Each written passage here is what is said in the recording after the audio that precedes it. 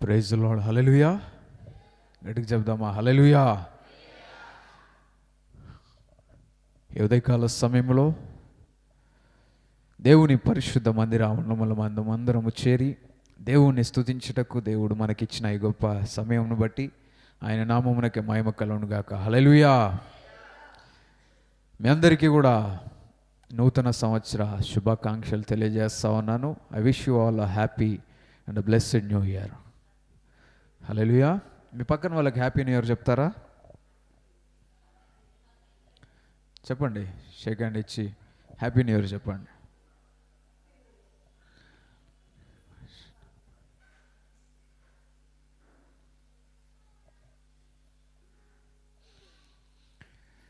చెప్పారా? హల్లెలూయా. దేవుని మహిమ కలుగును గాక. ఈ మధ్యాహ్న కాల సమయంలో కొన్ని నిమిషములు దేవుని వాక్యమును మనం ధ్యానించుకుందాం. చిన్న ప్రార్థన చేసుకొని కొన్ని నిమిషములు దేవుని వాక్యమును ధ్యానించుకుందాం. పరమ తండ్రి, పరిశుద్ధుడా, సర్వోన్నతుడా యేసయ్యా, నీకే వందనాలు. ఈ ఉదయకాల సమయంలో ఈ నూతన సంవత్సర ఆరాధనలో మీరు మాకు తోడుగా ఉంటున్నందుకు వందనాలు.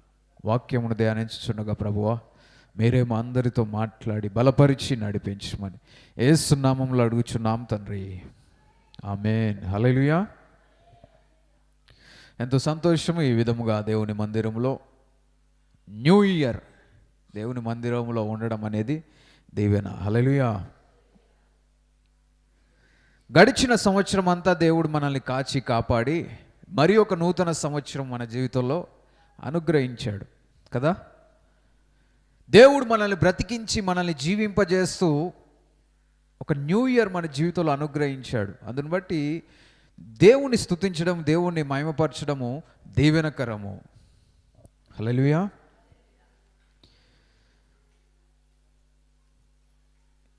ఈ నూతన సంవత్సరం కూడా దేవుడు మన జీవితంలో గొప్ప కార్యములు జరిగించడానికి ఇష్టపడతా ఉన్నాడు. ఎంతమంది జీవితములు దీవించబడాలని కోరుకుంటున్నారు? ఈ నూతన సంవత్సరం దీవించబడాలి కదా. దేవుడు మన జీవితంలో దీవించడానికి ఇష్టపడతా ఉన్నాడు. మనం ఉన్న స్థితిలోనే ఉండడము దేవుని ఉద్దేశం కాదు. మన జీవితంలో మార్చబడి ఉన్నతమైన స్థితిలోనికి వెళ్ళాలనేది దేవుని యొక్క ఉద్దేశంగా మనం చూస్తూ ఉన్నాం. కీర్తనల గ్రంథము 147వ అధ్యాయం 14వ వచనం చూడండి.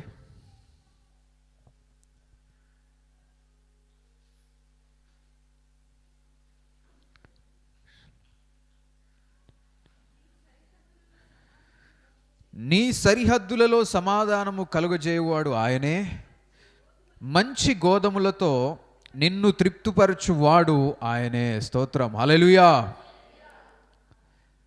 రాత్రికాలము వాచ్ నైట్ సర్వీస్ జరిగింది. అనేకులు వచ్చి దేవుని మందిరంలో ప్రార్థించడము, దేవుని మాటలు వినడము, దేవుని స్తుతించడం జరిగింది. హల్లెలూయా. మళ్ళీ ఆ ప్రాంతం నాకు ముగించుకొని మనం ఇంటికి వెళ్ళి మళ్ళీ ఈరోజు వచ్చాం. హల్లెలూయా. అయితే నిన్నటి దినమున మందిరం గురించి వాగ్దానము ఏంటి అంటే ఇదే, నీ సరిహద్దులలో సమాధానము కలగజేయవాడు ఆయనే, మంచి గోధుమలతో నిన్ను తృప్తిపరచువాడు ఆయనే. హల్లెలూయా. దేవుడు ఏమిస్తానంటున్నాడు అంటే, నీ సరిహద్దులలో సమాధానము కలుగజేయవాడు ఆయనే. దేవుని మందిరం గురించి దేవుడు ఏదైనా తెలియపరుస్తున్నాడు అంటే మందిరములో భాగమైన నిన్ను నన్ను గురించి కూడా ఆయన ఉద్దేశించి చెప్తా ఉన్నాడు. హల్లెలూయా. కాబట్టి ఈ నూతన సంవత్సరము దేవుడు మన సరిహద్దులలో సమాధానం ఇవ్వడానికి ఇష్టపడతా ఉన్నాడు. ఏమిస్తాడు? హి మేకెత్ పీస్ ఇన్ దై బార్డర్స్. మన సరిహద్దులలో సమాధానం విస్తరించబోతా ఉంది. నమ్మిన వారు గట్టిగా చెప్దాం హల్లెలూయా. నీ జీవితంలో సమాధానము దేవుడు అనుగ్రహించబోతా ఉన్నాడు. హల్లెలూయా. దేవుడు సమాధానం ఇచ్చే దేవుడు, సమాధానకర్త అయిన దేవుడు కదా. దేవుని వాక్యములో మనం గమనించినట్లయితే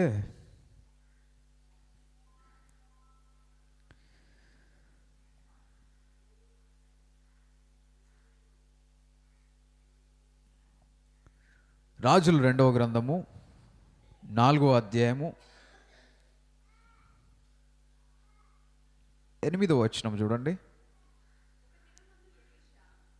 ఒక దినమందు ఎలీషా షూనేము పట్టణమునకు పోగా అచ్చట గనురాలైన ఒక స్త్రీ భోజనముకు రమ్మని అతని బలవంతము చేసెను.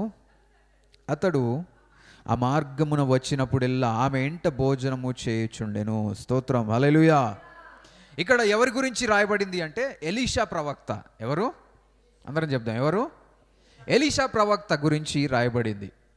ఆయన షూనేము పట్టణం నుండి వెళ్తున్నప్పుడు ఒక షూనేమిరాలు, ఒక స్త్రీ, ఆ పట్టణంలో ఉన్న స్త్రీ ఏం చేసింది అంటే ఎలీషా ప్రవక్తను ఇంటికి ఆహ్వానించింది. వింటున్నారా? ఏం చేసిందంట? బలవంతం చేసింది. అంటే అయ్యా మా ఇంటికి రండి, మా ఇంటికి వచ్చి ప్రార్థన చేయండి, మా ఇంటికి వచ్చి భోజనం చేయండి అని ఆయనను ఆహ్వానించింది. స్తోత్రం, హల్లెలూయా. తర్వాత వచనం చదవండి. కాగే ఆమె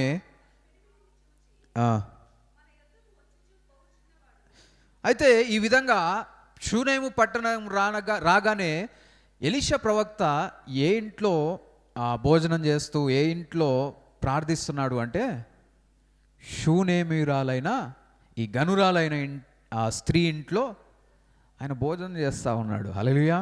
ఆమెకు చాలా ఇష్టం. ఏంటి అంటే దేవుని సేవకులు మా ఇంటికి వచ్చి భోజనం చేయాలని నాకు ఆశ. అందుకని ఎలీషా ప్రవక్త ఆ పట్టణం ఎప్పుడైనా వెళ్ళినప్పుడు వాళ్ళని దర్శించి ప్రార్థన చేసి అదేవిధంగా వాళ్ళ ఇంట్లో ఆతిథ్యం తీసుకొని వెళ్తూ ఉండేవాడు. అయితే ఈ షూనేము ఈరాలు ఈ స్త్రీ ఏం చేస్తుందంటే ఆయన భర్తతో చెప్తా ఉంది. ఏం చెప్తుందంటే మన యొద్దకు వచ్చిపోవచ్చున్నవాడు భక్తిగల దైవజనుడని నేను ఎరుగుదును. స్తోత్రం, హల్లెలూయా. మన ఇంటికి వచ్చి వెళ్తున్న దైవజనుడు భక్తి కలిగిన దైవజనుడు. దైవజనుడు అంటే ఏంటి చెప్పండి? దేవుని యొక్క జనుడు, దేవుని యొక్క వ్యక్తి. మ్యాన్ ఆఫ్ గాడ్ అని ఉంటుంది ఇంగ్లీష్లో, అంతేనా? చూడండి, he's an holy man of God. Man of God అంటే దేవుని యొక్క మనిషి. ఏంటి? దేవుని సేవకుడు, దేవుని మనిషి, దైవజనుడు. ఈయన భక్తి గల దైవజనుడని నేను గమనించాను కాబట్టి ఏం చేస్తామంటుంది చూడండి. ఆ తరువాత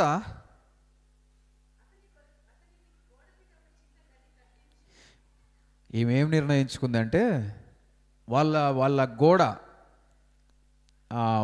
గోడ మీద చిన్న గది కట్టించి అందులో అతని కొరకు ఆయన కొరకు కొన్ని ఏర్పాట్లు చేసింది. మంచము, బల్ల, దీపస్తంభం, ఇవన్నీ కూడా ఏర్పాటు చేసింది. ఎవరి కోసమో తెలుసా? దేవుని సేవకుని గురించి. దైవజనులు ఈ ప్రాంతం నుండి వెళ్తున్నప్పుడు వచ్చి కొంత సమయం రెస్ట్ తీసుకోవడానికి మా ఇంటి దగ్గర ఒక స్థలం ఏర్పాటు చేయాలి, ఒక గది ఏర్పాటు చేయాలని నిర్ణయించుకుంది. స్తోత్రం, హల్లెలూయా, హల్లెలూయా, హల్లెలూయా. ఏర్పాటు చేసింది, మాట్లాడింది, భర్తతో మాట్లాడి ఏర్పాటు చేసింది. ఆయన గదిలో ఏమేమి ఉండాలి, ఆయనకు అవసరతలు కూడా ఏర్పాటు చేసింది. తర్వాత 11వ వచనం చూడండి.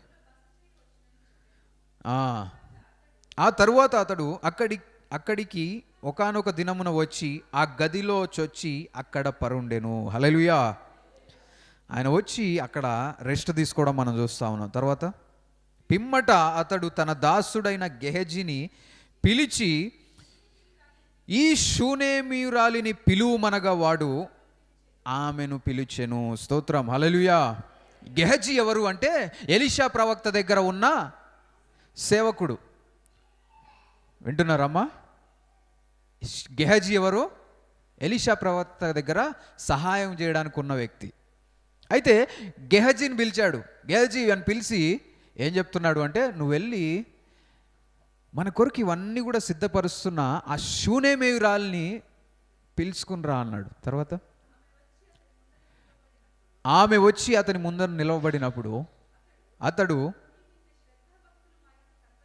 నీవు ఇంత శ్రద్ధాభక్తులు మా ఎడల కనపరిచితివి, మీకు నేనేమి చేయవలెను. స్తోత్రం, హల్లెలూయా, హల్లెలూయా, హల్లెలూయా. ప్రేమైన దేవుని బిడ్డలారా, ఈ సంవత్సరం మన జీవితంలో దేవుడు గొప్ప కార్యములు జరిగించడానికి ఇష్టపడతా ఉన్నాడు కదా. అందరి జీవితంలో గొప్ప కార్యములు పొందుకోవాలని ఆశ ఉంది. అయితే దేవుడు మన జీవితంలో గొప్ప కార్యములు, ఉన్నతమైన కార్యములు, దీవెనలు, ఆశీర్వాదాలు ఇవ్వడానికి మన పరిస్థితి ఎలా ఉంది వింటున్నారా? ఈ షూనేమీయురాలు గురించి ఎలీషా ప్రవక్త అంటున్నది ఏంటి అంటే, మళ్ళీ చదవండి. ఇంత శ్రద్ధాభక్తులు మా ఎడల కనపరిచితివి. చప్పట్లు కొట్టి దేవుని మహింపరుస్తాం. దేవుని సేవకుడు ఏం చూస్తున్నాడు తెలుసా? ఆ గనురాలైన స్త్రీలో శ్రద్ధాభక్తులు చూస్తూ ఉన్నాడు. శ్రద్ధ అంటే శ్రద్ధ అంటే ఏంటి? శ్రద్ధగా చేయడం అంటే ఏంటి చెప్పండి? జాగ్రత్తగా, ఆసక్తితో, బాధ్యతగా, నమ్మకంగా చేయడము శ్రద్ధ. ఈమె ఏం కనపరుస్తుందంటే శ్రద్ధ భక్తులు. ప్రేమైన దేవుని బిడ్డలారా, ఈ నూతన సంవత్సరంలో ప్రవేశించిన నువ్వు నేను మన జీవితం ఎలా ఉందనేది గమనించుకోవాలి. ఈమె శ్రద్ధను కనపరుస్తూ ఉంది. ఒక వ్యక్తికి శ్రద్ధ ఉందా లేదా అనేది అతని యొక్క ప్రవర్తనను బట్టి తెలుస్తుంది. అవునా కదమ్మా? దేవుని మందిరం అంటే నీకు శ్రద్ధ ఉందా లేదా అనేది నీ ప్రవర్తన, నీ పరిస్థితిని బట్టి తెలుస్తుంది. ఈ సంవత్సరం నీ యొక్క పరిస్థితిని నువ్వు మార్చుకోవాలి. నీ ఆత్మీయ జీవితమును శ్రద్ధ కలిగిన రీతిలోనికి మార్చుకోవాలి. దేవుని మందిరం అంటే శ్రద్ధ ఉండాలి. ఏముండాలి? అందరం చెప్దాం, ఏముండాలి? శ్రద్ధ ఉండాలి. శ్రద్ధ ఉండడం అంటే ఏం చేయాలి? దేవుని మందిరమును సీరియస్గా తీసుకోవాలి. దేవుని సేవకులను సీరియస్గా తీసుకోవాలి. దేవుని మందిర కార్యక్రమాలను సీరియస్గా తీసుకోవాలి. కొంతమందికి మందిర కార్యక్రమం అంటే అశ్రద్ధ కదా. ఆదివారం మందిర కార్యక్రమం అంటే శ్రద్ధ లేదు. పోతే పోతాం, లేకుంటే లేదు. ఈ సంవత్సరం మనం అందరము శ్రద్ధ కలిగిన క్రైస్తవులుగా మార్చబడదుము గాక. నూతనమైన శ్రద్ధ మన జీవితంలో అనుగ్రహించబడును గాక. శ్రద్ధ కలిగి ఉండాలమ్మా. శ్రద్ధ లేకుండా నువ్వు చేస్తే ఇబ్బందుల పాలవుతావు. మనం దేవుని వాక్యంలో ఇర్మియా గ్రంథంలో చూసాం, గడిచిన వారం అనుకుంటా. యెహోవా కార్యము అశ్రద్ధగా చేయవాడు శాపగ్రస్తుడు అవుతాడంట.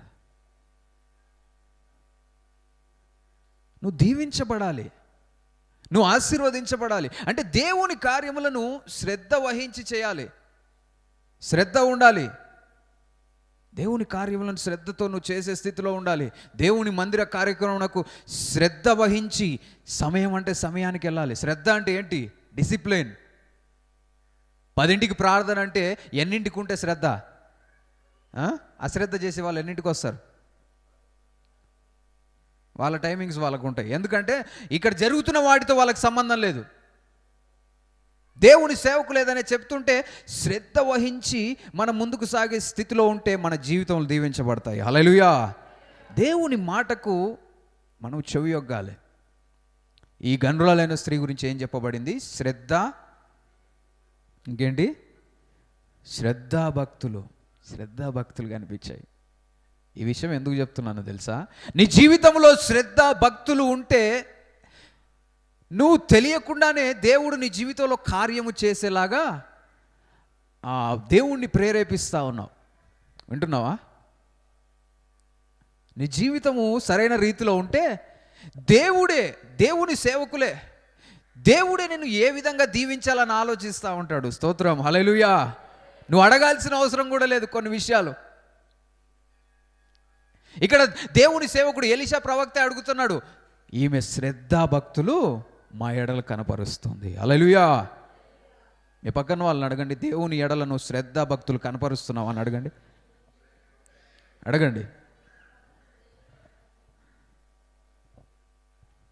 ఇంకో సైడ్ వాళ్ళని అడగండి, దేవుని ఎడలను శ్రద్ధాభక్తులు కనపరుస్తున్నావా?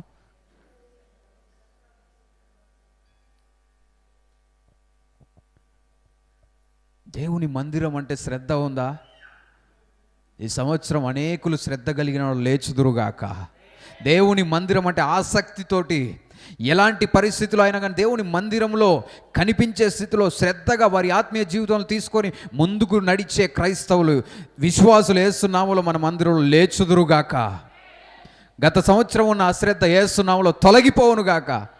నీ శ్రద్ధ చూస్తే దేవునికి అనిపించాలి, నా బిడ్డ ఇంత శ్రద్ధతో ఇంత భయభక్తులతో నా దగ్గరికి వస్తుంది, ఈ బిడ్డ జీవితంలో ఏ అవసరత ఉంది అని దేవుడే ఆలోచించాలి. దేవుని సేవకుడు ఆలోచించాడు.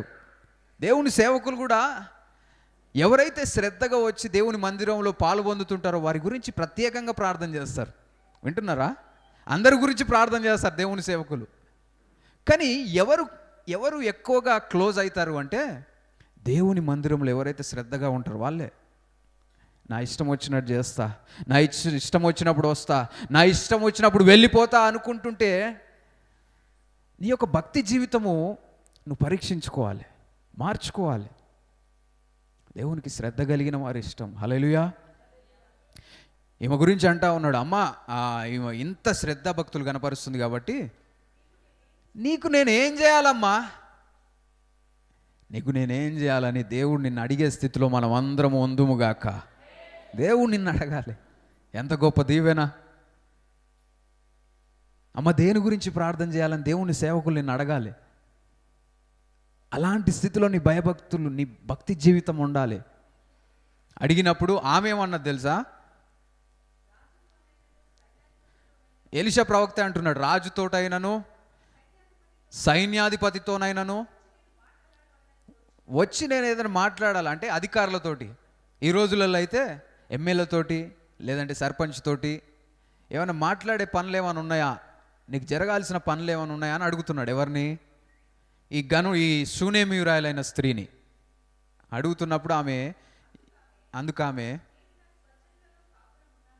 నేను నా స్వజనులలో కాపురం ఉన్నాను అంటే ఆమెకి రాజులతోటి అధికారులతోటి కూడా అవసరం ఏం లేదు. కొంతమంది మందిరానికి శ్రద్ధ భక్తులు ఎందుకు వహిస్తారు అంటే ఏదైనా అవసరత ఉంటే చేస్తూ ఉంటారు. ఈమెకి ఏ అవసరత లేదంట. అంటే అవసరతలు అందరికీ ఉంటాయి, అందరి జీవితంలో ఏదో ఒక కొరత, ఏదో ఒక ఇబ్బందులు ఉండొచ్చు. కానీ ఏదో పొందుకోవాలని మాత్రమే దేవుని దగ్గర ఆమె భయభక్తులు కనపరచట్లేదు. వింటున్నారమ్మా? హల్లెలూయా. ఎంత గొప్ప స్థితి. అంటే ఏదో పొందుకోవాలని దేవుని దగ్గరికి రావద్దని కాదు, కానీ ఏదో పొందుకోవడానికి మాత్రమే నీ భక్తి జీవితమును నువ్వు పరిమితం చేస్తే అది నిజమైన భక్తి జీవితం కాదు. హల్లెలూయా. నా దేవుడు సజీవుడైన దేవుడు, ఆయన్ని నేను సేవించాలి, ఆయనకు నన్ను నేను సమర్పించుకున్న నా జీవితము అనేకులకు దీవెనకరంగా ఉండాలి. మందిరంలో నేను ఉంటే మందిరంలో నేను దీవెనకరంగా ఉండాలి. ఎవరితో మాట్లాడితే వాళ్ళకు నేను దీవెనకరంగా ఉండాలి.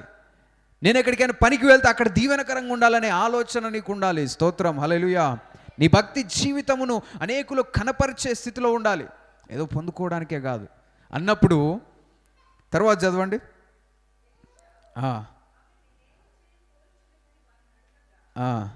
ఏమి చేయాలని కోరుకుంటున్నదని ఎవరిని అడిగాడు?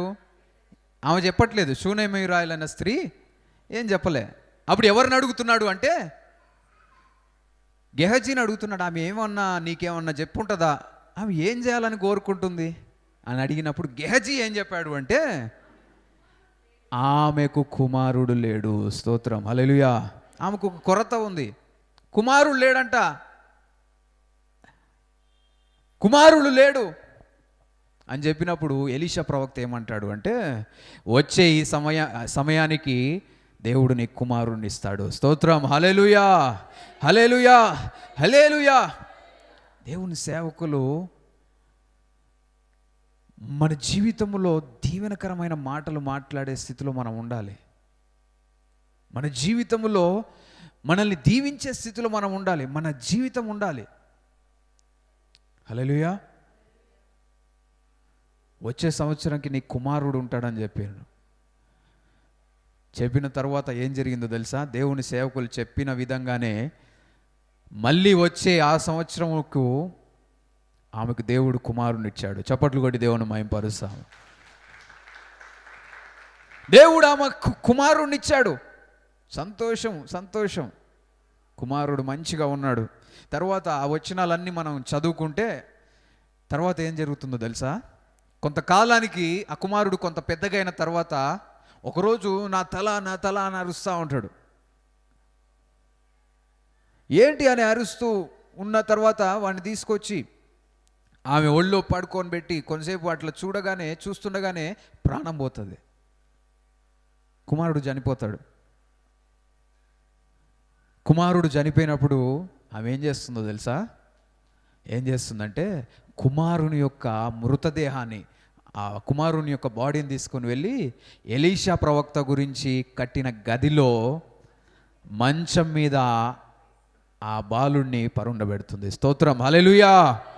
ఆ కుమారుణ్ణి తీసుకొని వెళ్ళి ఎలీషా ప్రవక్త గదిలో ఉంచి ఈమెం చేసిందంటే బయలుదేరి ఎలీషా ప్రవక్త దగ్గరికి వెళ్తా ఉంది. స్తోత్రం, హల్లెలూయా.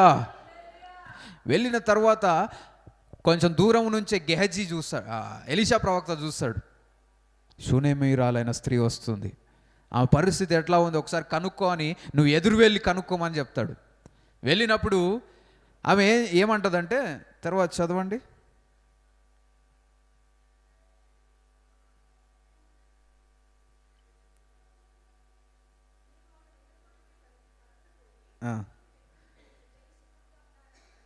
నీవు నీ బిడ్డయు నీ పెనిమిటియు సుఖముగా ఉన్నారని అడగమంటాడు.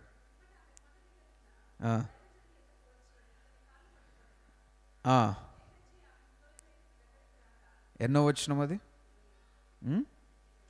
27 చదవండి. గెహజీ ఆమెను తోలివేయుటకు దగ్గర రాగా దైవజనుడు ఆమె బహు వ్యాకులముగా ఉన్నది, యెహోవా ఆ సంగతి నాకు తెలియజేయ మరుగు చేశాను, ఆమె జోలికి పోవద్దని చెప్పాను. తర్వాత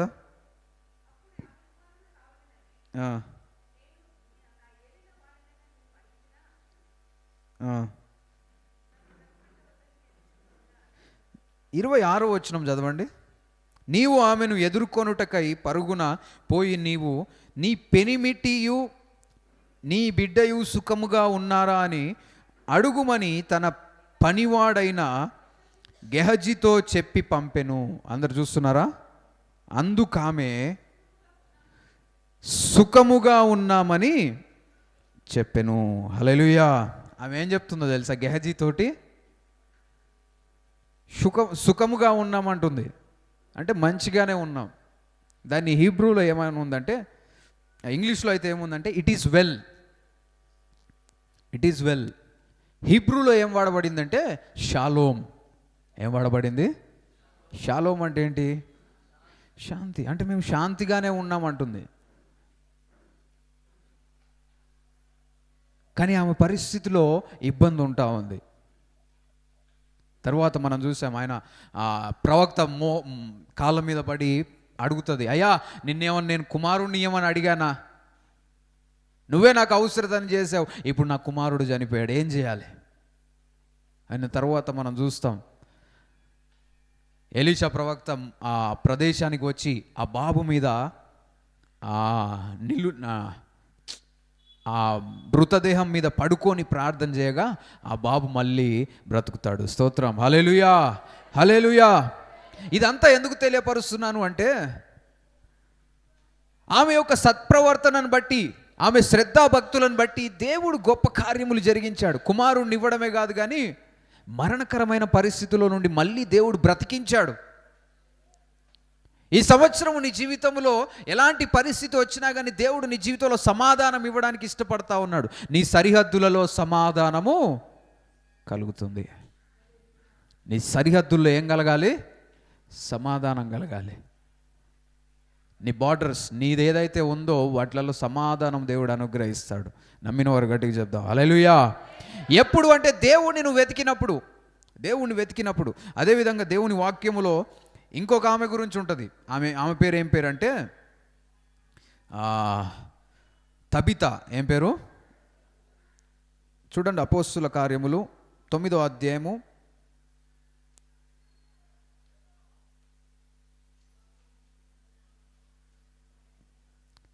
9:36. మరియు యొప్పేలో తబిత అను ఒక శిష్యురాలు ఉండెను. ఆమెకు భాషాంతరమున దోర్కా అని పేరు. ఆమె సత్క్రియలు ధర్మ కార్యములను బహుగా చేసి ఉండెను. ఈమె ఎలాంటిదంటే సత్క్రియలు ధర్మ కార్యములు బహుగా చేస్తూ ఉన్నదంట. ఈమె దేవుని శిష్యురాలంట. దేవుని వెంబడిస్తున్న స్త్రీ ఎవరు? ఆమె పేరేం పేరు? తబిత, దోర్కా. ఈమె సత్క్రియలు చేస్తూ ఉందంట. ఈ సంవత్సరము నువ్వు సత్క్రియలు చేయాలని దేవుడు కోరుకుంటా ఉన్నాడు. హల్లెలూయా. సత్క్రియలు అంటే మంచి క్రియలు చేయాలి.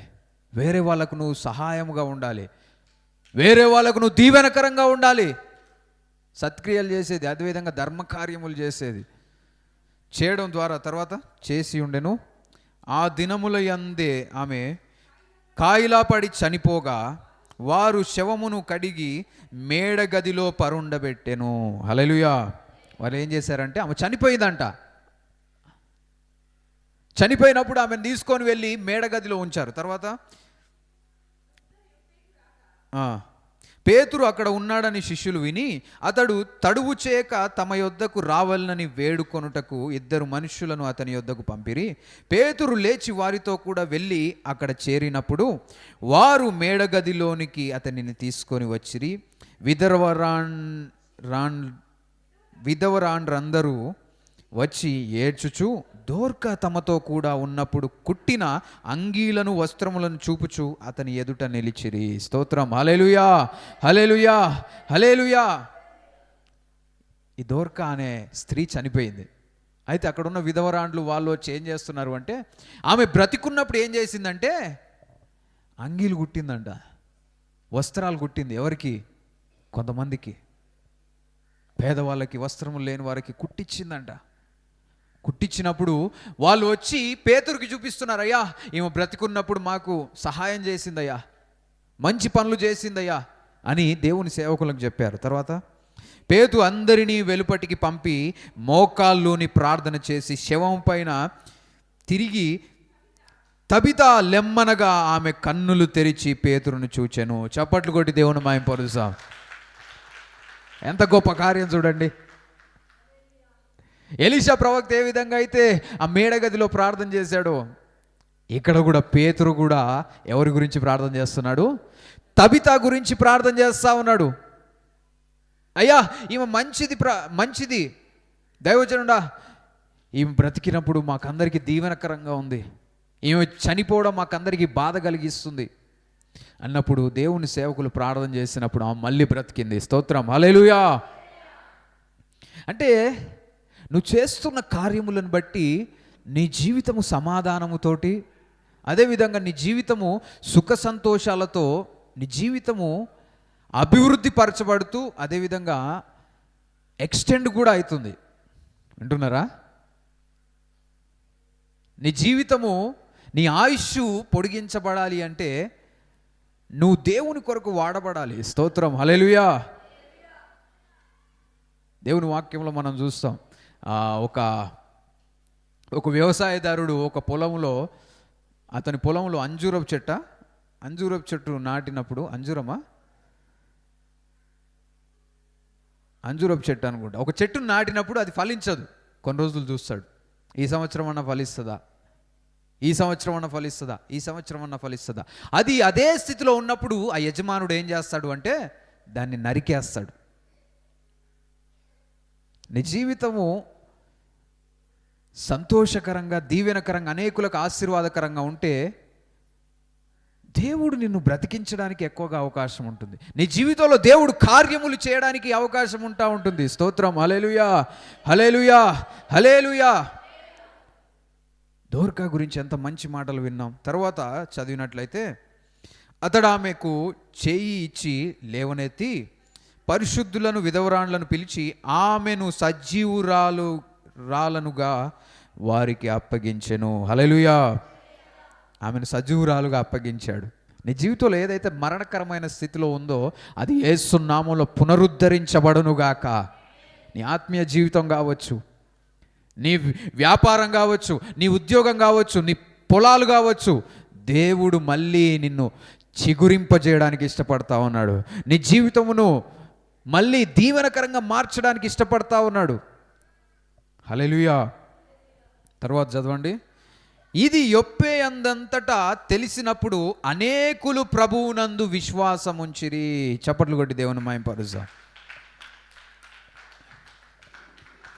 ఏ విషయం తెలిసింది అంటే తబిత అనే దోర్క మరణించినా కానీ తిరిగి లేచిందనే విషయం తెలుసుకున్నప్పుడు అనేకులు దేవుని యందు విశ్వాసం ఉంచారంట. అనేకులు దేవుని యందు విశ్వాసం ఉంచారు. నీ జీవితంలో దేవుని కార్యములు జరుగుతున్నాయంటే ఆ కార్యములు అనేకులు దేవుని దగ్గరికి వచ్చినట్లుగా నువ్వు సాక్షిగా జీవించాలి. వింటున్నారమ్మా? దేవుడు నీ జీవితంలో ఏదైనా కార్యం జరిగించినప్పుడు నువ్వేం చేయాలో తెలుసా? అనేకులకు తెలిసే విధంగా నువ్వు సాక్షిగా నిలబడాలి. నిలబడినప్పుడు అనేకులు దేవుని దగ్గరికి రావడానికి అవకాశం ఉంటుంది. నా జీవితంలో దేవుడు చేసిన కార్యములు అనేకులతో పంచుకున్నప్పుడు వాళ్ళ విశ్వాసం బలపడే అవకాశం ఉంటుంది. నా జీవితంలో దేవుడు చేసిన అద్భుతములు, ఆశ్చర్య కార్యములు నేను చెప్పినప్పుడు ఎదుటి వ్యక్తిలో విశ్వాసము యేసయ్య దగ్గరికి వచ్చి నమ్మే స్థితి కలుగుతుంది. నీ జీవితం అలా ఉంటుందా? కొంతమంది అయ్యా నాకు ఆశీర్వాదాలు కావాలి, నాకు అది కావాలి, ఇది కావాలి, కానీ దేవుడు చేసిన మేలుని మాత్రము ముందుకు వచ్చి పంచుకోరు. దేవుడు చేసిన మేళ్ళని మర్చిపోతూ ఉంటారు. దేవుడు నీ జీవితంలో మేలు చేస్తున్నాడు అంటే నువ్వు సాక్షిగా నిలబడాలి. స్తోత్రం, హల్లెలూయా. నీ యొక్క సాక్ష్యమును నా జీవితంలో యేసయ్య ఈ కార్యం చేశాడని నువ్వు సాక్ష్యం ఇచ్చే బిడ్డగా నువ్వు నిలబడాలి. స్తోత్రం, హల్లెలూయా. మనందరము దేవునికి సాక్షులముగా జీవించుదుముగాక. పౌలు జీవితంలో మనము చూస్తాం ఎంత గొప్ప పరిచర్య చేశాడు. ఆయన ఎక్కడికి వెళ్ళినా ఏం చెప్పేవాడు తెలుసా? దేవుని నమ్మక ముందు సౌలు ఏం చేసేవాడు అంటే క్రైస్తవులు ఎక్కడైనా కనపడితే వాళ్ళను హింసించడము, చంపడము, దూషించడము ఇవి చేసేవాడు. సౌలు పౌలుగా మార్చబడిన తర్వాత ఎక్కడికి వెళ్ళినా ఏం చేసేవాడు తెలుసా? ఆయన సాక్ష్యాన్ని చెప్పేవాడు. హల్లెలూయా. ఏం చెప్పేవాడు అంటే, అయ్యా నేను ఇంతకుముందు క్రైస్తవులను హింసించేవాడిని, కానీ దమస్కు మార్గములో యేసయ్య నాకు ప్రత్యక్షమయ్యాడు. హల్లెలూయా. ఆయన నాతో మాట్లాడాడు. సౌలా సౌలా నన్ను ఎందుకు హింసిస్తున్నావని నాతో మాట్లాడాడు. కొన్ని రోజులు నాకు కంటి చూపు లేదు. తర్వాత దేవుని బిడ్డలు నా గురించి ప్రార్థన చేసినప్పుడు నాకు కంటి చూపు వచ్చింది. నేను ప్రకటిస్తున్న యేసయ్య సజీవుడు, హల్లెలూయా అని సాక్ష్యం ఇచ్చాడు. నువ్వు సాక్ష్యం ఇచ్చే స్థితిలో ఉంటున్నావా? మీ పక్కన వాళ్ళు అడగండి. ఈ సంవత్సరము నీ జీవిత పరిస్థితిని నువ్వు మార్చుకోవాలి. వింటున్నారా? నీ జీవితంలో దేవుని మందిరం అంటే ఆసక్తి, శ్రద్ధ, భక్తులు నీ జీవితంలో ఉండాలి. వింటున్నారా? దేవుని మందిరం అంటే ఎప్పుడో టైం ఉన్నప్పుడు పోయేది కాదు. కొంతమంది టైం ఉంటే మందిరానికి వెళ్తారు, టైం లేకుంటే అది కాదు నువ్వు చేయాల్సింది. దేవుని మందిరం కొరకు టైం చేసుకోవాలి. నువ్వు నీకు టైం దేవుడు ఇస్తా ఉన్నాడు. సంవత్సరం అంతా దేవుడు కాచి కాపాడాడు. నాకు టైం లేదు అయ్యగారు. నీ టైం అయిపోయిందంటే దేవుడు గడిచిన సంవత్సరం నాకు తెలిసిన వాళ్ళు కొంతమంది చనిపోయినారు. మీకు కూడా తెలిసిన వాళ్ళు ఎవరైనా చనిపోయినారు? ఒక్కరన్నా లాస్ట్ ఇయర్ చూసినరా? చనిపోయినారు కొంతమంది. మనం బ్రతికున్నామంటే వాళ్ళకంటే ఏమైనా గొప్ప వాళ్ళమా? వాళ్ళకంటే ఏమైనా జ్ఞానం ఉందా? వాళ్ళకంటే అందం ఉందా? ఇవన్నీ కాదు. దేవుడు మనల్ని బ్రతికిస్తున్నాడు. హల్లెలూయా. జీవ మరణములు యెహోవా వశం. ఆయన మనల్ని బ్రతికిస్తున్నాడు అంటే కొన్ని కారణాలు ఉన్నాయి. దేవునికి నువ్వు ప్రాధాన్యత ఇచ్చి దేవుని వైపుకు చూస్తూ నువ్వు ముందుకు సాగాలి. నువ్వు చేసే ప్రతి పనిలో దేవునికి ప్రాధాన్యత ఇచ్చే స్థితిలో ఉండాలి. ఒకవేళ గడిచిన సంవత్సరం దేవునికి ప్రాధాన్యత ఇవ్వలేని స్థితిలో ఉన్నావేమో, ఈ సంవత్సరం దేవునికి ప్రాధాన్యత ఇచ్చే స్థితిలో యేసు నామములో నీ జీవితం ఉండునుగాక. దేవునికి ప్రాధాన్యత ఇవ్వకుండా ఆపుతున్న ప్రతి ఒక్క దురాత్మల కార్యములు, సాతాను బంధకములు నజరేయుడైన యేసు నామములో తెగిపోవునుగాక. నీ జీవితము దేవునికి మహిమకరంగా ఉండాలి. నీ జీవితము దేవుని నామమునకు సాక్ష్యముగా ఉంటుండాలి. నువ్వు దేవుని ప్రేమను కనిపరిచే స్థితిలో ఉంటుండాలి. హల్లెలూయా. వింటున్నారా? మన జీవితం దేవుడు మారుస్తూ ఉన్నాడు. మన జీవితం అభివృద్ధి పరచబడతా ఉంది. రెండో విషయము ఏంటి అంటే, మీ సరిహద్దులలో సమాధానము ఏంటిది విస్తరిస్తుంది, కలుగజేయువాడు ఆయనే. మంచి గోధుమలతో నిన్ను తృప్తిపరచువాడు ఆయనే. మంచి గోధుమలతో నిన్ను తృప్తిపరచువాడు ఆయనే. ఈ సంవత్సరం నిన్ను మంచి గోధుమలతో దేవుడు తృప్తిపరచబోతా ఉన్నాడు. మంచి గోధుమలు అంటే ఆ రోజులలో ఏదైనా దీవెనకరంగా మాట్లాడాలి అంటే వీటి గురించే, గోధుమలతో. అదేవిధంగా నీ జీవితం అభివృద్ధికి ఒక చెట్టు ఫలించినట్లుగా నీ జీవితం ఫలిస్తుంది, నువ్వు ఫలభరితంగా ఉంటావు అనే విషయాలు వాడడం జరిగింది. మంచి గోధుమలతో దేవుడు నిన్ను తృప్తిపరచడానికి ఇష్టపడతా ఉన్నాడు ఈ సంవత్సరం. హల్లెలూయా. అయితే నీ జీవితంలో దీవెనలు పొందాలి అంటే నీ జీవితంలో ఒకటి ఉండాలి. అదేంటి అంటే కృతజ్ఞత. ఏంటి చెప్పాలి అందరు? ఏంటి? మళ్ళీ చెప్దాం. ఏంటి? కృతజ్ఞత, థ్యాంక్ఫుల్నెస్. అపోస్తుల కార్యములు, దయచేసి క్షమించండి, అపోస్తుల కార్యములే 24వ అధ్యాయం 1వ వచనం చదవండి. 1-2 వచనాలు. 5 దినములైన తరువాత ప్రధాన యాజకుడైన అననీయయు కొందరు పెద్దలను తెర్తూలు అను ఒక న్యాయవాదియు కైసరుకు వచ్చి పౌలు మీద తెచ్చిన ఫిర్యాదు అధిపతికి తెలియజేసిరి. పౌలు రప్పింపబడినప్పుడు తెర్తుళ్ళు అతని మీద నేరము మోపనారంభించి ఇట్లా, నేను మహాఘనత వహించిన ఫెలిక్సా, మేము తమ వలన ఎంతో నెమ్మది అనుభవించుచున్నామనియు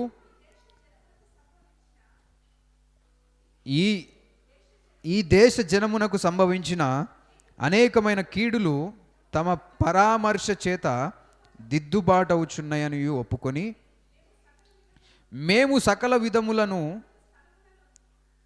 సకల స్థలములలోనూ పూర్ణ కృతజ్ఞతతో అంగీకరించుచున్నాము. స్తోత్రం, హల్లెలూయా.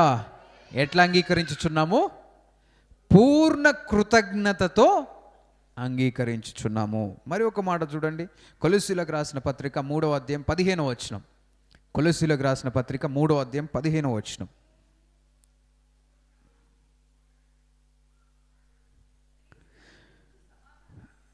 క్రీస్తు అనుగ్రహించు సమాధానము మీ హృదయములలో ఏలుచుండనీయుడి. స్తోత్రం, హల్లెలూయా. నువ్వు సమాధానమును ఏలనివ్వాలి. నీ హృదయమును ఏమేలాలి? సమాధానం ఏలాలి. కలవరము, ఇంకేముంటాయి, టెన్షన్స్, వర్రీస్, నజరేయుడైన యేసు నామములో నీ హృదయం విడిచి వెళ్ళిపోవునుగాక. నీ హృదయంలో ఉన్న ప్రతి ఒక్క వేదన నజరేయుడైన యేసు నామములో తొలగిపోవునుగాక. దేవుని సమాధానముతో నీ హృదయం నింపబడునుగాక. దేవుని సమాధానము నీ హృదయమును ఏలునుగాక. తర్వాత చదవండి. ఇందుకొరకే మీరొక శరీరముగా పిలువబడితిరి. ఈ మాట జాగ్రత్తగా చూడండి. మరియు కృతజ్ఞులై ఉండుడి. ఎలా ఉండాలంట? కృతజ్ఞులై ఉండాలి. కృతజ్ఞులై ఉండాలి. కృతజ్ఞులై ఉండడం అంటే చెప్పండి, కృతజ్ఞత అంటే ఏంటి చెప్పండి? ఉన్నారా? కృతజ్ఞత అంటే ఏంటి అర్థం?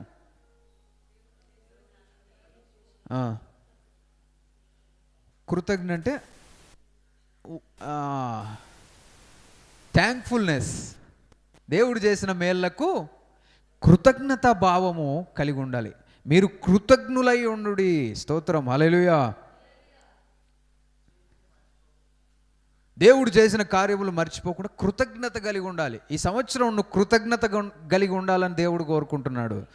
హల్లెలూయా. ప్రియమైన దేవుని బిడ్డలారా, జాగ్రత్తగా వినండి.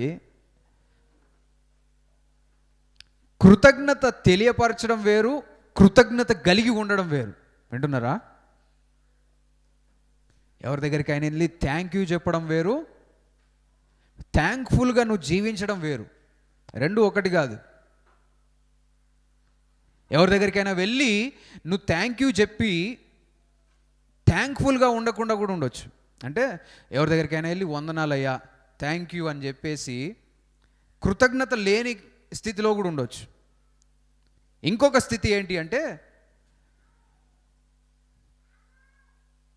కృతజ్ఞత కలిగి ఉంటూ జీవిస్తూ థ్యాంక్ యూ చెప్పకుండా కూడా జీవించవచ్చు. వింటున్నారా?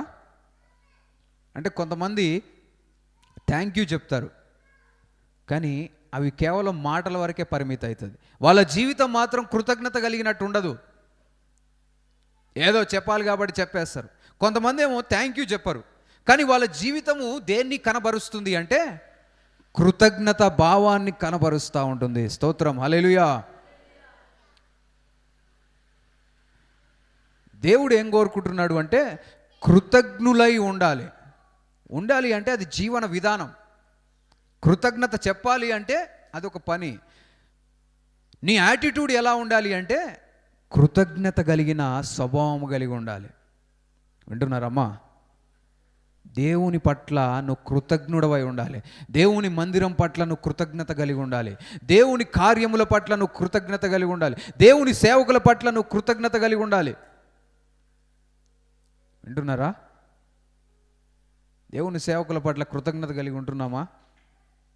దేవుని సేవకులు మన కొరకు ఎంతగానో ప్రయాసపడుతున్నారు. దేవుని సేవకులు మనకు దేవుని వాక్యమును బోధిస్తూ ఉన్నారు అనే కృతజ్ఞత నీలో ఉంటే నీ యొక్క ప్రవర్తన మారుతుంది.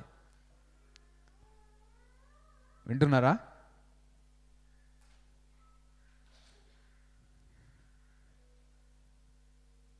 కృతజ్ఞత కలిగి ఉండాలి. కృతజ్ఞత కలిగి ఉండాలి.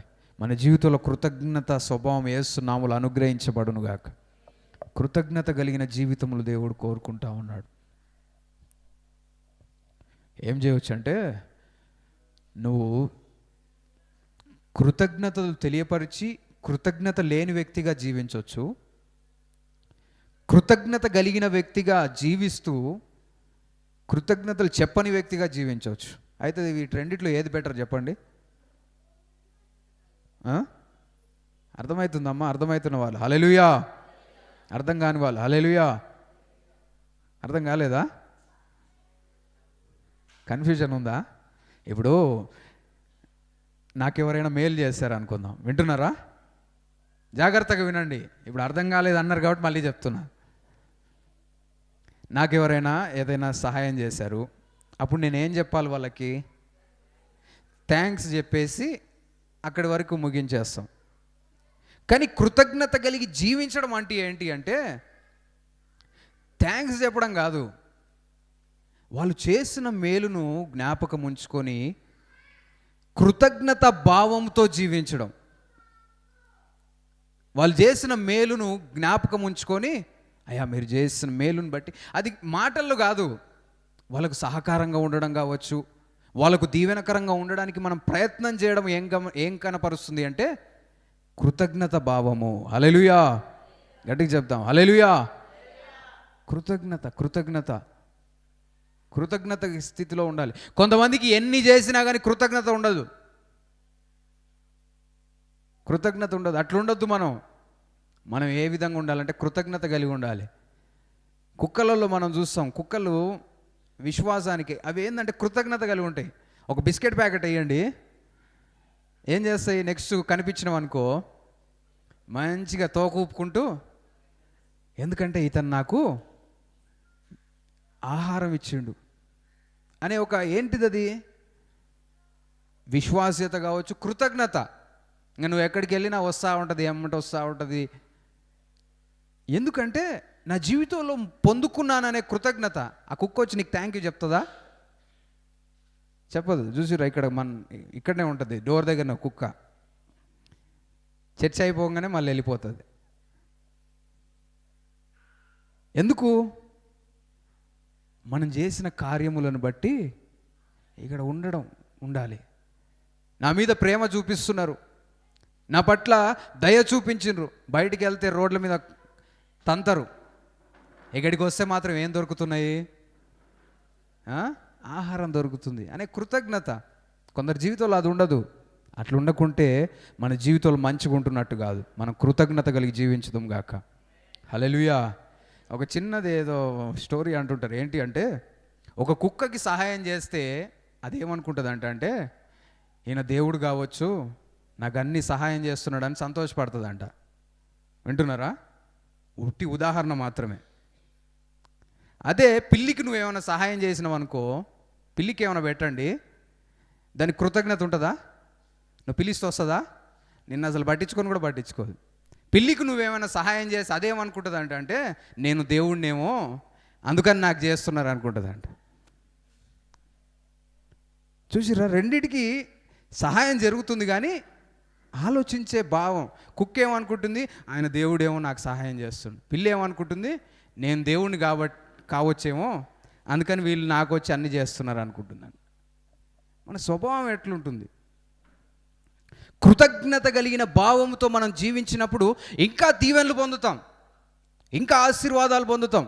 నీ జీవితంలో దీవెనలు ఆశీర్వాదములు రాకపోవడానికి గల ఒకానొక కారణం ఏంటి అంటే కృతజ్ఞత లేని స్థితి, అన్గ్రేట్ఫుల్నెస్. దేవుడిచ్చిన చిన్న దాంట్లో నువ్వు కృతజ్ఞత కలిగి ఉంటే ఇంకా దేవుడు గొప్ప కార్యాలు చేస్తాడు. కొంతమందికి ఎన్ని చేయి తృప్తి ఉండదు. అందుకే ఆ వాక్యంలో మనం చూస్తాం, మంచి గోధుమలతో నిన్ను తృప్తిపరచెదను. తృప్తి పొందడం నువ్వు నేర్చుకోవాలి ముందు. తృప్తి అనేది ఇంత ఉంటే తృప్తి వస్తుందని ఉండదు. తృప్తి అనేది నీ జీవితంలో అలవాటు చేసుకోవాలి. కొంతమందికి 100 కోట్లు ఉండని తృప్తి ఉండదు. పొద్దున్న లేస్తే మళ్ళీ ఇంకేం కావాలి? నా 100 కోట్లు ఎంత కావాలి? 200 కోట్లు, 150 కావాలి. 150 నుంచి ఇంకెన్ని కావాలి? నాకేమున్నాయి, ఏమి లేవు, 100 కోట్లే. 100 రూపాయలు జోబులో పెట్టుకోను ఒక అతనేమో, అబ్బా నాకాడ 100 రూపాయలు ఉన్నాయి, ఎంత సంతోషం.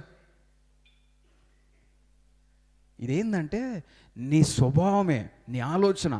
తృప్తిగా జీవించడం నేర్చుకోవాలి. తృప్తి లేని జీవితంలో యేసు నామములో తొలగిపోవును గాక. నీకు కలిగిన దాంట్లో తృప్తి కలిగి జీవించడం యేసు నామములో నేర్చుకుందువు గాక. తృప్తి కలిగి జీవించాలమ్మా. కొంతమందికి ఈ లోకంలో ఉన్న సిరి సంపదలు అన్నీ ఇచ్చినా తృప్తి ఉండదు. నాకు ఇంకా కావాలి, నాకు అది లేదు, ఇది లేదు, అది లేదనే చూస్తుంటారు. కానీ నీకు ఉన్నవి మర్చిపోతూ ఉంటాం. తృప్తి లేని పరిస్థితి. ఎందుకు చెప్తున్నానో తెలుసా? ఇజ్రాయేలీలు ఐగుప్తు దేశము నుండి దేవుడు విడిపించారు తర్వాత వాళ్ళకి ఏం లేదంటే తృప్తి లేదు, కృతజ్ఞత భావం లేదు. అరణ్యములో దేవుడు వాళ్ళని నడిపిస్తున్నప్పుడు వాళ్ళలో కృతజ్ఞత కనిపిస్తుందా?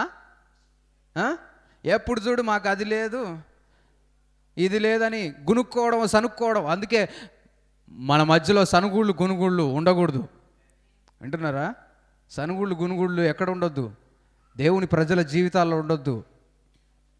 ఈ ఇజ్రాయేలీలు కష్టాలు తెచ్చుకున్నదే దీనివలన.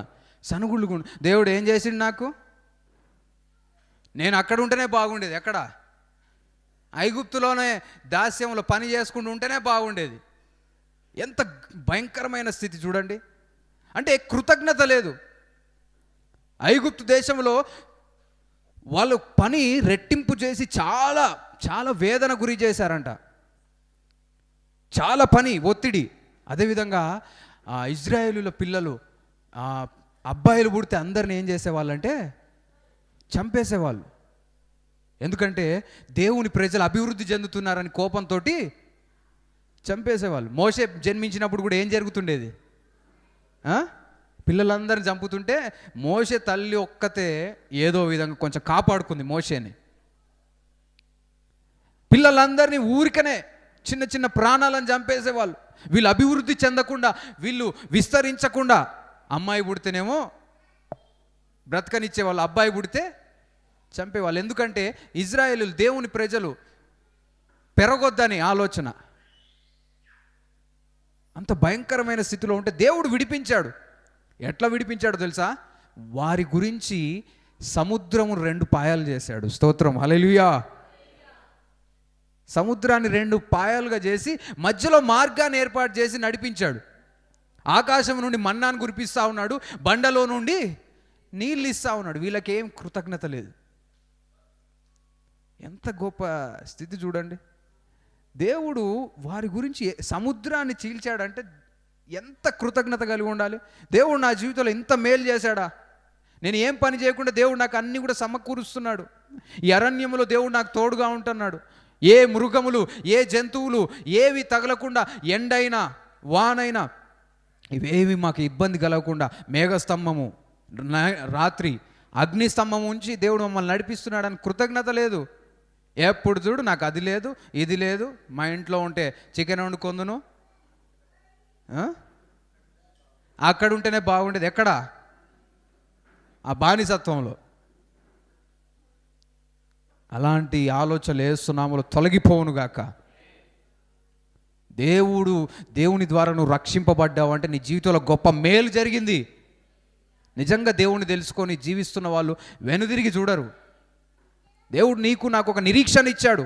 నీ జీవిత పరిస్థితిని మార్చడానికి ఇష్టపడతా ఉన్నాడు. మనం అందరం ఏ స్థితిలో ఉండాలంటే కృతజ్ఞత కలిగిన వారముగా ఉండాలి. హల్లెలూయా. కృతజ్ఞత అంటే కేవలం పోయి థ్యాంక్ యూ చెప్తే సరిపోదు. నీ జీవితం కృతజ్ఞత తెలియపరచాలి. నీ ప్రవర్తన కృతజ్ఞత తెలియపరచాలి.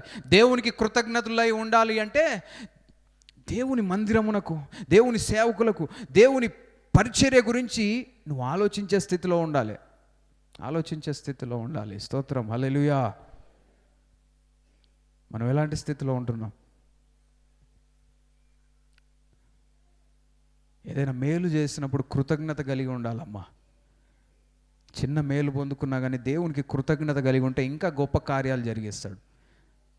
దేవుని మందిరంలోనే కాదు, నీ జీవితమే కృతజ్ఞత కలిగిన జీవితంగా ఉండాలి. ఎవరైనా ఏదైనా సహాయం చేస్తే నువ్వు సహాయమునకు కృతజ్ఞత కలిగి ఉండాలి. కొంతమందికి ఎన్ని చేయి కృతజ్ఞత ఉండదు. చూసిరా అలాంటి వాళ్ళని చూడమేంది మేమే అంటారా? మీరు కాదులే. హల్లెలూయా. ఒకవేళ అలాంటి స్వభావం కొంచెం ఉన్నట్లయితే ఆ స్వభావం దేవుడు తొలగిస్తా ఉన్నాడు యేసు నామములో. కృతజ్ఞత ఉండదు. కొంతమందికి ఎన్ని సహాయాలు చేయి, ఇంకా అది చేయలే ఇది చేయలే అదే. ఒక తండ్రి రీసెంట్గా నేను చెప్పాను, విజయవాడలో ఒక కోటీశ్వరుడు అంట, 100 కోట్ల ఆస్తిపరుడు. 100 కోట్లలో కుమారుడు కుమార్తె 2 పిల్లలు ఉన్నారంట. కుమారునికి 40 కోట్లు ఇచ్చిండంట. పెళ్లి తర్వాత ఎన్ని కోట్లు? 40 కోట్లు ఇచ్చిండు. కుమార్తె పెళ్లి చేసి ఎన్ని కోట్లు ఇచ్చిండంటే 30 కోట్లు ఇచ్చిండంట. ఎన్ని అయిపోయినాయి? 70 అయిపోయినాయి. ఇంకెన్ని మిగిలినాయి? 30 కోట్లు మిగిలినాయి. ఈ 30 కోట్లతోటి ఉన్న ఈ నాన్నని ప్రశాంతంగా బతకనీయలే వీళ్ళు. ఎవరు? కొడుకు కూతురు. రోజు ఇదే లొల్లంట. ఈ 30 కోట్లు నాకు కావాలంటే నాకని అబ్బాయి, కూతురు కావాలని ఆమె. ఇచ్చిన వాటితో తృప్తి లేదు. 40 కోట్లు, ఆమెకు 30 కోట్లు, అయినా కానీ తృప్తి లేదు. వాళ్ళ కన్నంత దేని మీద ఉంది? ఈ 30 కోట్లు. ఆయన ఏం చేశాడో తెలుసా? ఉత్తరం రాసి ఆత్మహత్య చేసుకొని చనిపోయాడు తండ్రి. ఆయన రాసిన దాంట్లో లెటర్లో ఏం రాశాడంటే నాకు 100 కోట్లు ఉన్నాయి కానీ నాకు మనశ్శాంతి లేదు. ఎంత భయంకరమైన స్థితి చూడండి. తృప్తి లేదు కొందరి జీవితంలో. దేవుడు నీకు ఇచ్చిన దాంట్లో తృప్తి కలిగి ఉండడం నేర్చుకుంటే ఇంకా ఉన్నతమైన స్థితిలో దేవుడు నిన్ను నిలబెడతాడు. హల్లెలూయా. మనం అందరం తృప్తి కలిగి జీవించడం నేర్చుకుందుము గాక. తృప్తి కలిగి ముందుకు సాగుదుము గాక. తృప్తి కలిగి జీవిస్తున్నప్పుడు నీ జీవితంలో శాంతి, సంతోషం, నెమ్మది ఉంటుంది. నాకు అది కావాలి ఇది కావాలని లేని వాటి గురించే నీ ఆలోచన, పొద్దున్న లేస్తే ఇదే ఆలోచన ఉంటే నీకు నెమ్మది ఎక్కడ ఉంటుంది?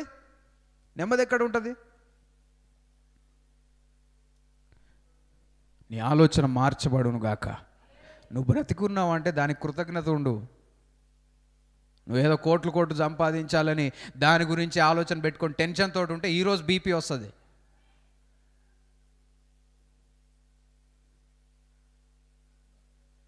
అందుకే దేవుని వాక్యంలో చూస్తాం, రేపటి గురించి నువ్వు చింతించకు. ఏ రోజు తిప్పలు ఆ రోజు ఉన్నాయి. అమ్మో వచ్చే సంవత్సరం ఏమవుతుందో, రేపటి గురించి కాదు, డైరెక్ట్ వచ్చే సంవత్సరంకి అప్పుడే ఏమైపోతుందో నా పరిస్థితి. ఏం కాదు, దేవుడు నిన్ను బ్రతికిస్తాడు. హల్లెలూయా. నీ జీవితం దేవుడు బలపరుస్తాడు. నువ్వు విశ్వాసంతో దేవుని వైపుకు చూడు, కాలములు, సమయములు అన్నీ కూడా ఎవరి చేతిలో ఉన్నాయంటే దేవుని చేతిలో ఉన్నాయి, నా యేసయ్య చేతిలో ఉన్నాయి. ఆయన వైపుకు చూస్తే నువ్వు కాలాల గురించి, సమయాల గురించి, రేపటి గురించి చింతించాల్సిన అవసరం ఉందా? లేదు. ఆయన సమస్తము సమకూర్చగలిగిన దేవుడు. యేసు ప్రభుతో ఉంటే నీకు ఏమీ లేకున్నా కానీ అన్నీ ఉన్నట్టే. నమ్మినవారు గట్టిగా చెప్తాం హల్లెలూయా. నీకేమీ లేదు కానీ అన్నీ ఉన్నట్టే. దేవుడు అన్నీ కూడా సమకూరుస్తూ ఉంటాడు. ఈరోజు ఉదయాన్నే ఒక బ్రదర్ ఫోన్ చేసి, బ్రదర్ చాలా రోజులైంది మాట్లాడి, అయ్యా పరిచర్య మందిరం గురించి కొంత కానుక పంపుతున్నానని పంపాడు. నేను ఊహించానా? ఊహించలే. దేవుడు అసాధారణమైన కార్యములు జరిగిస్తాడు. హల్లెలూయా. నువ్వు ఊహకు మించిన కార్యములు దేవుడు జరిగించగలిగిన సమర్థుడు. నీ అవసరతలు దేవుడు తీరుస్తాడు. ఎప్పుడు అంటే నువ్వు విశ్వాసముతో దేవుని వైపుకు చూస్తూ ముందుకు సాగినప్పుడు. హల్లెలూయా. యేసు ప్రభుతోటి ఉంటే శిష్యులకు ఏ రోజైనా కొరత ఉందా? అయ్యా వీళ్ళందరికీ ఆకలి అవుతుంది. యేసు ప్రభు ఏమన్నాడు? మీకే కాదు వాళ్ళందరికీ కూడా ఆహారం పెడతా. స్తోత్రం. హల్లెలూయా. 5 రొట్టెలు 2 చేపలు 5,000 మందికి పంచాడు. పేతురు రాత్రి అంతా కూడా వలలు వేసి, అయ్యా ఒక్క చేప కూడా దొరకలేదు ప్రభువా. యేసు ప్రభు ఏమన్నాడు తెలుసా? ఇప్పుడే ఈ చేపలు, ఇప్పుడు వలలేయి. అప్పుడు పేతురు ఏమన్నాడు తెలుసా? అయ్యా నీకేం తెలుసు అయ్యా, నేనంటే జాలర్ని, నేను చేపలు పట్టేటోడిని. ఉదయాన్నే చేపలు పడతాయా? ఈ టైంలో పడతాయా చేపలు? ఇవన్నీ మాట్లాడలే. ఆయన ఏమన్నాడు తెలుసా? నీ మాట చొప్పున నేను వలలు వేస్తాను. స్తోత్రం. హల్లెలూయా, హల్లెలూయా, హల్లెలూయా. దేవుని మాట చొప్పున క్రియలు చేసే వారి గురించి దేవుడు చూస్తూ ఉన్నాడు. అవును ప్రభువా, జరుగుతున్న పరిస్థితులు, చూస్తున్న పరిస్థితులు అన్నీ కూడా రివర్స్గా ఉన్నాయి, కానీ నువ్వు చెబుతున్నావు కాబట్టి నేను చేస్తాను అనే విశ్వాసుల కొరకు దేవుడు గమనిస్తూ ఉన్నాడు. అలాంటి స్థితిలో మనం అందరం ఏస్తున్నాములో ఉందుముగాక. దేవుని మాట వింటే నువ్వు సిగ్గుపరచబడవు. పేతురు యేసయ్య మాట విని వలలు వేసినందుకు అవమానం వచ్చిందా? సిగ్గుపరచబడ్డా? కాదు, ఆశ్చర్యపోయాడు. ఆయన వలలు పిగిలిపోయాయంట. స్తోత్రం. హల్లెలూయా.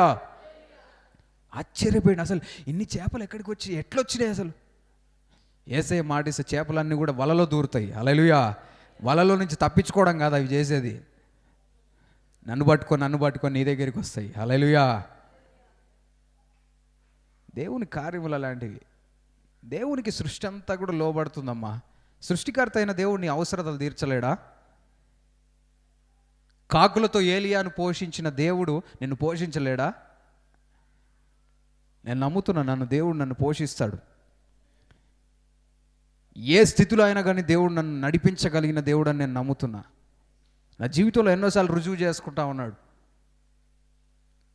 నీ జీవితంలో కూడా దేవుడు గొప్ప కార్యములు చేయడానికి ఇష్టపడతా ఉన్నాడు.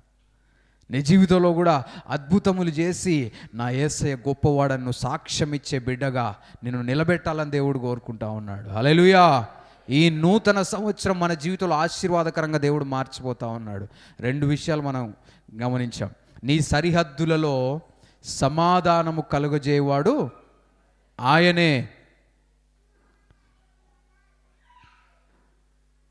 నీ గోధుమలను, మంచి గోధుమలతో నిన్ను తృప్తిపరచువాడు కూడా ఆయనే. హల్లెలూయా. ఆయన ఎవరు?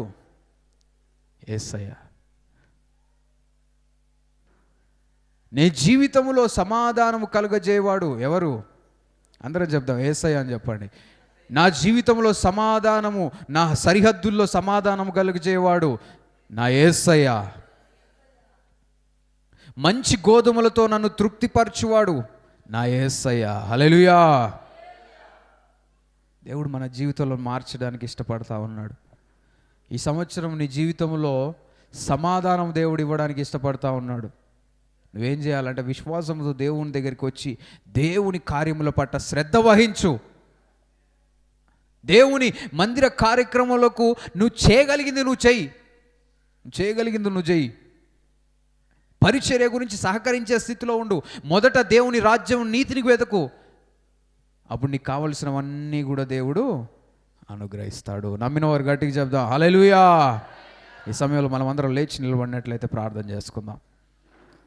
దేవుడు మన జీవితంలో గొప్ప కార్యములు జరిగిస్తున్నాడు. ఇటు నూతన సంవత్సరంలో నూతనమైన దీవెనలు నీ జీవితంలో కురిపించబడతా ఉన్నాయి. మన జీవితంలో ఏమి ఇస్తానంటున్నాడు దేవుడు? సమాధానం. రెండోది తృప్తి. ఏంటి? తృప్తి.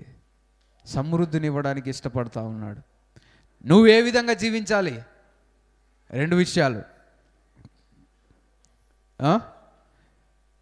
ఎట్లా అమ్మ చెప్పిండ్రు, కరెక్ట్గా చెప్పారు. ఏంటిది? కృతజ్ఞత కలిగి ఒకటి, ఇంకొకటి తృప్తి కూడా. మెయిన్ పాయింట్ ఏంటి? షూనేమయురాళ్ళు దీవెన పొందుకోవడానికి ఎలీషా ప్రవక్త ఆమెలో ఏమి చూశాడు? శ్రద్ధా భక్తులు చూశాడు. హల్లెలూయా. నీ జీవితమును చూసి దేవుడు నీ జీవితంలో కార్యం జరిగించబోతా ఉన్నాడు. దోర్కా జీవితం చూస్తే ఆమె సత్క్రియలు, ధర్మ కార్యములు అన్నీ కూడా ఆమెను మళ్ళీ బ్రతికించే స్థితిలోనికి నిలబెట్టాయి. నీ జీవితము, నీ సత్క్రియలు, నీ యొక్క పరిచారములు, నీ యొక్క క్రియల ద్వారా దేవుడు నిన్ను దీవించబోతా ఉన్నాడు. ఈ మధ్యాహ్న కాల సమయంలో మనం అందరం కూడా ప్రార్థన చేద్దాం. స్తోత్రం స్తోత్రం. అందరం చేతులు ఎత్తి ప్రార్థన చేద్దాం. స్తోత్రం స్తోత్రం స్తోత్రం. యేసయ్యా నీకే వందనాలు, యేసయ్యా నీకే వందనాలు, యేసయ్యా నీకే వందనాలు. గడిచిన సంవత్సరం దేవుని మందిరం అంటే నువ్వు శ్రద్ధ లేని స్థితిలో ఉన్నావేమో, అశ్రద్ధ ఉందేమో. ఈ సంవత్సరం నీ జీవితాన్ని నువ్వు పరీక్షించుకో, నీ పరిస్థితులను నువ్వు మార్చుకో. యేసయ్యా నీ మందిరం అంటే నేను శ్రద్ధ కలిగి జీవిస్తాను ప్రభువా. నీ మందిరంలో నేను సాక్షిగా జీవిస్తానయ్యా. నీ మందిరంలో నేను బలమైన బిడ్డగా జీవిస్తాను ప్రభువా. ప్రార్థన చేయండి. దేవుడు మనందరికీ సహాయం చేయడానికి ఇష్టపడతా ఉన్నాడు. శ్రద్ధ కలిగి జీవిస్తానయ్యా. నీ కార్యక్రమాలు అంటే శ్రద్ధ, సమయం అంటే శ్రద్ధ ప్రభువా.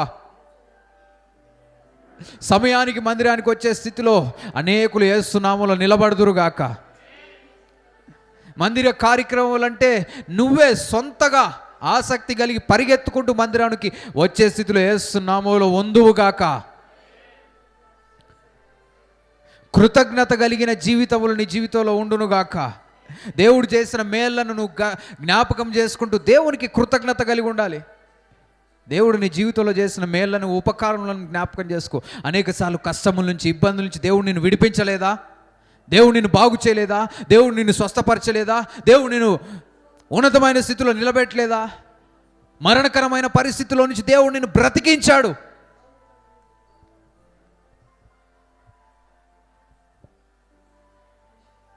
ఆయనకు కృతజ్ఞత కలిగి ఉంటున్నావా?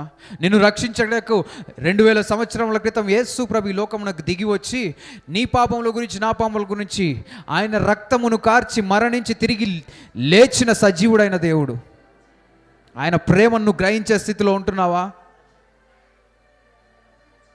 ఒక తీర్మానం చేసుకో. యేసయ్య ఈ సంవత్సరం ప్రభువా నీ మందిరమును తండ్రి, నీ మందిర కార్యక్రమాలు అంటే నేను సీరియస్గా తీసుకుంటా ప్రభువా. నిర్లక్ష్య స్వభావము నజరేయుడైన యేసు నామములో తొలగిపోవునుగాక. అశ్రద్ధ యేసు నామములో తొలగిపోవునుగాక. నూతనమైన ఆసక్తి బిడ్డల హృదయములో నెలకొల్పబడునుగాక. యేసయ్య నీ సమాధానం ఈ సంవత్సరం బిడ్డల జీవితాలు అనుగ్రహించండి.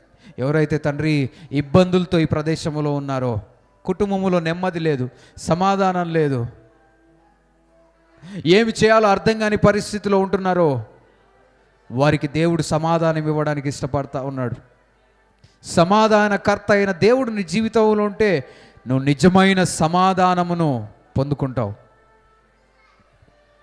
అయ్యా నా జీవితంలో సమాధానం కావాలి ప్రభువా. చేతులెత్తి ప్రార్థించండి. యేసయ్య నా జీవితంలో సమాధానం అనుగ్రహించండి, నా హృదయంలో సమాధానం అనుగ్రహించండి. కలవరపరుస్తున్న ప్రతి ఒక్క దురాత్మ, ఆందోళన యేసు నామములో తొలగిపోవునుగాక. నా బ్రతుకెట్లా, నేను ఎలా జీవించాలి, నేను ఎలా ముందుకు సాగాలి అని అనేక ఆలోచనలు తీసుకొస్తూ నిన్ను భయపెడుతున్న ప్రతి ఒక్క దురాత్మ, సాతాను కార్యము యేసు నామములో లయపరచబడునుగాక. యేసు నామములో విడుదల ప్రకటిస్తున్నాం. యేసయ్య నీ విడుదల బలపరచండి ప్రభువా. కృతజ్ఞత కలిగిన వారంగా మేము జీవించినట్లుగా సహాయం చేయండి. ఉన్న దాంట్లో తృప్తి కలిగి తండ్రి నీ వైపుకు చూసే కృపను దయచేయండి. దేవుడిని మనందరితో మాట్లాడుతూ ఉన్నాడు. లేని వాటి గురించి నువ్వు ఫోకస్ చేసుకుంటూ ఉన్న వాటితో సంతోషంగా ఉండలేని స్థితిలో ఉంటున్నావేమో. ఈరోజు దేవుడు నీతో మాట్లాడుతూ ఉన్నాడు. దేవుడు మనలందరినీ కూడా దర్శిస్తూ ఉన్నాడు.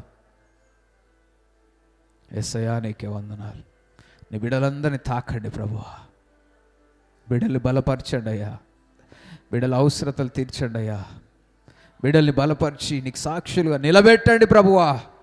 బిడ్డలు ఏ పరిస్థితిలో ఈ ప్రదేశంలోకి వచ్చినా కానీ తండ్రి వారి స్థితిని పరిస్థితిని ఈ సంవత్సరం మార్చమని ప్రార్థిస్తున్నాం. బిడ్డలకి ఈ సంవత్సరం దీవెనకరంగా మార్చండి ప్రభువా. వారి ఆత్మీయ జీవితంలో అభివృద్ధి పరచబడే సంవత్సరంగా మార్చమని ప్రార్థిస్తున్నాం. సమాధానం కలిగే సంవత్సరంగా మార్చండి ప్రభువా. వారి తండ్రి వారి జీవితంలో తండ్రి గోధుమలతో తృప్తిపరచబడే స్థితిలో ఉండునట్లుగా సహాయము చేసి నిలబెట్టమని ప్రార్థిస్తున్నాం. నీ మెండైన దీవెనల ఆశీర్వాదంలో ఇక్కడ చేయన ప్రతి ఒక్క బిడ్డతో ఉంచి మా మందిరముతో ఉంచండి ప్రభువా. మా పరిచర్యతో ఉంచి నడిపించమని మీకే సమస్త మహిమ ఘనత ప్రభావంలో ఆరోపిస్తూ నజరేయుడైన యేసు నామములో ప్రార్థించి బ్రతిమలాడి అడిగి వేడుకొంచున్నాం మా పరమ తండ్రి. ఆమేన్, ఆమేన్, ఆమేన్.